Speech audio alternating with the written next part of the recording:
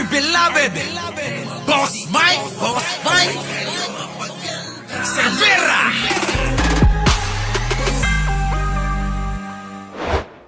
Pero ng mga makadute. Eto daw. Empoy. Keiko Barsaga. Mukhang kayo to Ganito yung mga karakter ng mga makaduterte, no, ng mga personalities. Hindi ako, I'm not a trained psychologist or what. Pero makita natin na these are not normal actions of politicians. Yung imbis na mag-i-articulate nila yung mga argumento, bakit nila ginagawa yun o hindi nila ginagawa. Bili mo, ang sagot mo sa reporter, meow-meow. Problema tayo dun di ba? Pero these are the kinds of people na nakakultivate nung kampo ni Duterte. Kita nyo? Sadly, talagang may mga tama. May mga tama. Kita nyo? Nakakalungkot man sabihin, may mga tama talaga yung mga taga-suporta ni Duterte. Kaya mga kababayan, dahil nga sa tama ng mga yan, maaari po na ikonekta na pag-isipan na nila na si Pangulong Bongbong ay pag-isipan gawan ng masama. Very bad talaga mga kababayan ko. Very, very bad. Ito na. Punta na natin mga kababayan si Manong Bongo. Si Manong Bongo mga kababayan ko, tanggalin ko muna itong mga ito si Manong Bongo, nasan ka na? Manong Bongo. Ito na mga kababayan ko. Pasok. Natin yung talagang master. Ito Ito na Bongo, binisto ang mastermind sa korupsyon. Ito sino? Tumbukin po natin yung talagang mastermind. Papunta na Papunta na doon sa mastermind Ngayon ko lang napansin, Bongo, tabingi rin pala yung bibig mo. Di ba? Ito ang naratibo ng mga DDS. Kapag ka daw nakangiwi, adik. Bongo, tanong ko lang sa'yo, bakit ganyan ang bibig mo? Tabingi Yung ngipin mo hindi pumapantay sa mukha mo So, ibig ba sabihin yan, adik ka? Tanong ko lang. Kasi yan ang naratibo ng mga DDS. Kapag ka daw nakangiwi, adik. Mga DDS, pakitanong naman, Kung mapapansin nyo yung ipin, hindi tumutugma yun, Di ba? Titigan nyo yung ngipin ko. Tugmang-tugma sa mukha ko, Si Jack Ma, mga kababayan, iba Jack Ma, dami mo namang budget Kumurot ka naman dyan sa pork barrel mo. Ngiwi kayo ng ngiwi kay Pangulo. Samantalang yung ngiwi mo, hindi mo rin hindi mo mapaayos. Eto na, mga kababayan ko, pakinggan natin. May sinasabi yung kamukha ni Jack Ma. Tumbukin po natin yung talagang mastermind. Papunta na Papunta na doon sa mastermind sino ba yung tinutukoy mong mastermind? Sabi ni Bongo, tumbukin natin yung pinaka-mastermind. Ano tawag sa'yo? Tagasunod lang tagasunod lang sa mastermind. Utusan ka lang, ganun ba yun? Sa ICI, alam niyo sino yung mga mastermind. Oo nga, sabi nga daw nila, kasama ka nga raw. Kasama ka raw sa imbestigahan. Kasi may nakita sila na na meron daw kayong joint venture sa mga diskaya. Tumbukin niyo po. Sa DPWH, sa Ombudsman, tumbukin niyo yung mastermind. Sino ba yan? Sino ba mastermind? Parang ikaw yata yan. Huwag ka na magturo. Oo. Parang palabunutan lang yan Kung sino una na makita, yun ang taya. Di ba mga kababayan ko? Bongo, huwag ka na magturo. Ganito lang ang labanan. Kung sino unang makita, yun ang taya. Kung yung tinutukoy mong mastermind, magaling magtago. Kung yung tinutukoy mong sinusunod mong mastermind, mas magaling sa'yo. Ngayon, ikaw, bobo ka. Kaya ikaw yung nakita. Di ba? Di, pasensya ka. Di ba? Sabi nga nila, di ba? Mataya-taya. Kung sinong unang makita, pong! Taya ka. Alam niyo yung laro na yon. Siguro naman magkakaedad nga tayo, sabi ko nga eh. Di ba? Kapag ka yung larong pong, di ba? Mataya-taya. Tapos unang makita, siyang taya, di ba? Tatawagin mo pang gano'n, pong! Taya ka! Di ba? Yun po yun eh. Ngayon, ang tanong, bakit nagtuturo pa? Nagtuturo ka na rin lang, hindi mo pa banggitin ang pangalan niya. Simple, di ba, mga kababayan ko? Simple. Bakit nagtuturo si Bongo, hindi mabanggit ang pangalan? Aber? Sino po yung mga nasa likod nito? Nag-aantay po kami. Nag-aantay ang Pilipinas. Huwag mong isali yung mga... Ito ang problema sa mga DDS eh. Nag-aantay kami, nag-aantay ang mga Pilipino. Teka muna, Bongo. Nag-aantay kami na malaman ang katotohanan bakit kasama yung kumpanya nyo. Bakit dawit yung kumpanya nila Bongo sa mga diskaya? At bakit halos lahat ng malalaking proyekto nung panahon ni Digong, si Diskaya at yung kanyang pamilya, tatay niya, ang nakakakuha ng malalaking proyekto nung panahon ni Digunyo na pinaglilingkuran mo. Tama? Babayan ko, di ba? Yan na nga, CLTG. Di ba name ni Bongo yun? Truth Vlogs, tama ka. Pangalan niya yan, Christopher Lawrence Tesoro Go. CLTG. Di ba? Hindi naman MGC yan.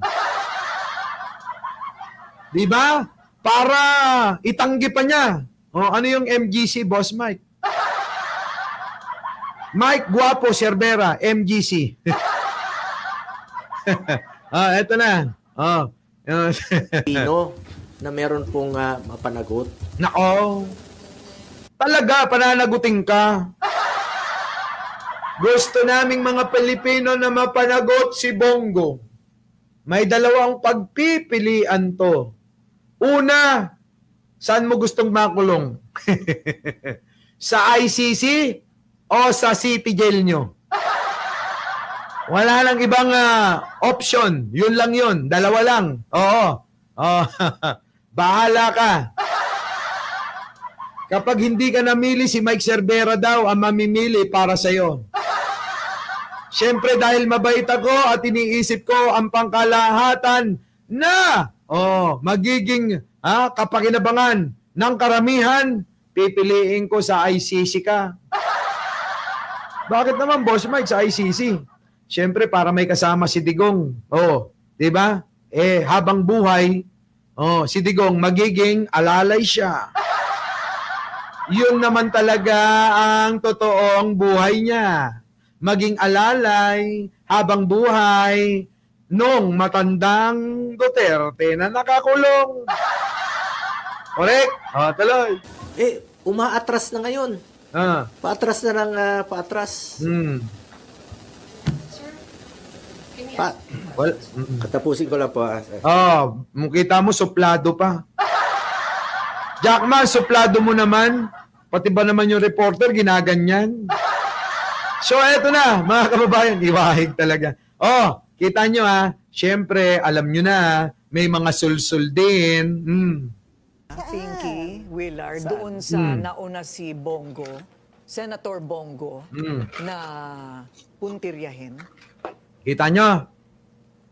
Hindi ka makasagot. Ito naman si Corina, merong intriga. Nagulat ka ba, Eka? Oo, nagulat ka ba, Eka? Na ano, ha? Sabi rito, ang mahalaga nakakulong na ang animal sa dahig.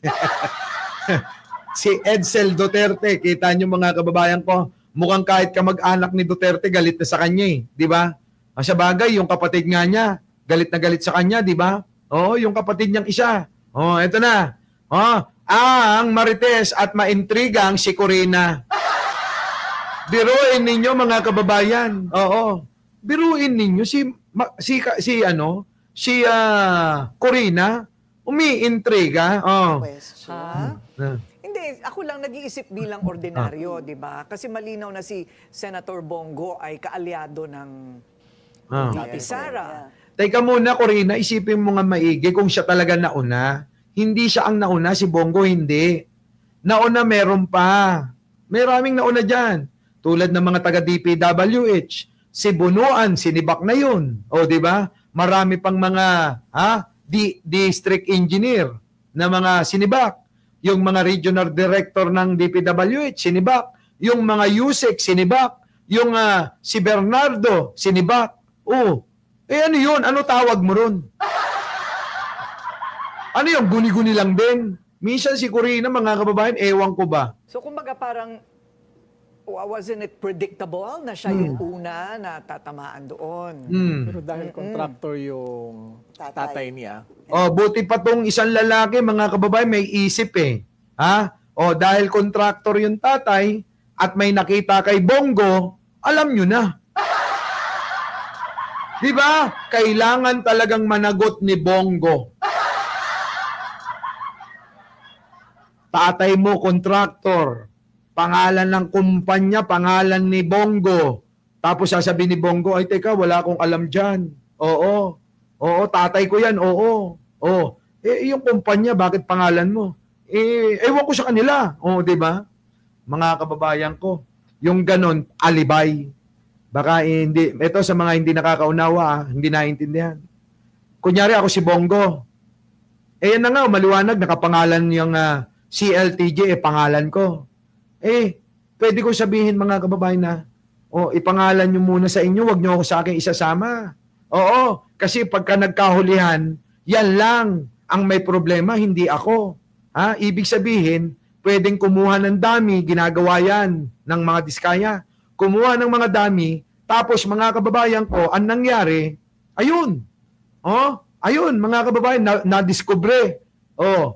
Para nga naman, hindi lahat tatama. Di ba? Alam nyo na. May palusot pa. Ang palusot ngayon ni Bongo, hindi talaga akin yan kung napipili lang. Ang kamag-anak, pipiliin ko yan. Bongo, tandaan mo, yung tatay mo, yun yung dugo mo.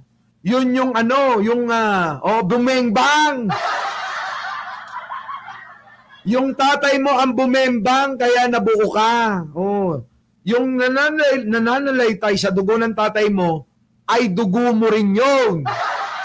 Tokin na, nagad-adu mga pasimple nga, palusot mo. Brother, oo. Pupunta din doon. Kailangan silipin din. Pero siguro yung question nga ni Corina. Di ba? Kailangan silipin din. Siya yung nauna. No? Ano ba yun? Ano kayo kung siya nauna? Di po ba mga kababayan, hindi naman mahalaga kung sino mauna eh. Oo. Ang mahalaga, lahat maimbestigahan eh. So ngayon issue ang nauna. Di yung mga nauna, sila diskaya magre-reklamo rin. Bakit kasi kami ang nauna? Pwede naman yung iba. Di ba? 15 naman kami, bakit kami siya yung nauna? Sa ganun na, mga kababayan, pambata, nakatwiran. Kailangan hindi ako mauna. Para walang issue, ganun. Di ba? Sabi nga nila, tapat-tapat lang yan. Pag natapat sa'yo, Bongo, wala ka nang magagawa. Di ba? Yun ang tanong mo no? Oo. Siguro, kagulat-gulat din, although, it would eventually lead. Hindi kami nagulat dyan, kayo lang. Kagulat-gulat daw mga kababayan. Ano ba nakakagulat doon? Talaga namang obvious.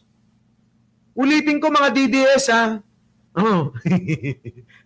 Wala si Jojo Chavez. hindi ko maasar, ano? Hindi ko tuloy maiko-connect si Martin. Iko-connect ko sana Leonora Brown eh. Oh. Eh wala naman si Jojo Chavez, mukhang humihilik. Wag na natin i-connect. Di ba? Parang ganito lang yan, aminin nyo mga DDS. Ano pang gusto nyong ebidensya? CLTG. Sino siya? Bongo. Ha? Bongo. Oh, di ba? Abbreviation ng pangalan ni Bongo. CLTG. Ngayon, di pa rin konektado. Mangmang talaga kayo. Oh, ngayon, tatanong ko kung alam nyo uli yung salitang dami. Oh, di ba? Maraming mga negosyante, mga kababayan, may negosyo. Pero mga kababayan, wag ka. Hindi nakapangalan sa kanila. Di ba? Alam mo yan, Leonora Brown. Maraming mga negosyante tulad ni... Sino kaya? Ha? Maraming negosyante tulad ni Mike Cervera. May mga kumpanya pero walang nakapangalan sa kanya. Kaya pag tinanong nyo ko, sasabihin ko, hindi akin yan ha. Di ba? Yes, Boss Mike, maraming gumagawa niyan. Siyempre, mga DDS nga sila. Di ba? Sasabihin nila, walang kinalaman si Bongo talaga. Di ba? Ganon kahihina mga ulo. Di ba? Ganon. So ngayon, mga kababayan ko, teka ha. Kasi yung mga kababayan, sa totoo lang, isiningit ko lang ito. Oo. Isiningit ko lang ito, mga kababayan, para magkaroon tayo ng content, ano? Partner, oo, ha? Oo, ha? Oh, yan, payroll, pipirma ka ng cheque. May parating ka dyan, 1 milyong pera. Talaga? Ilibre mo yung mga vlogger. Sa Japan, ha? Kita nyo, mga kababayan ko. Alam nyo ba yung mga partner ko sa mga negosyo? O yung mga dami ko? Mga dami talaga. Yung mga dami ko, ha? Biruin yung mga kababayan, ha? Sila yung nagtatrabaho. Ako, sige, magkano ibigay nyo sa akin dyan, okay lang. Tapos sila pa yung nagsasabi na, ilibre mo yung mga kaibigan mong vlogger. Kaibigan lang naman. Oo, di ba? Hindi ko naman alam kung ano yung mga whereabouts nila. Di naman kami laging nagkikita. Pakialam ko ba kung bumibengbang sila ngayon? Di ba? Pakialam ko ba kung nasa piling ng kabit nila ngayon? Di ba? Alam nga naman, alamin ko yon. Pero anyway, mga kababayan, hanggang dito na lang at mukhang may tumatawag na sa akin. Siyempre alam nyo na, pipirma ko. Alam nyo na, tatanggap ako. Sana all tumatanggap na lang. Anyway, maraming salamat po, mga kababayan. Our beloved Boss Mike Cervera.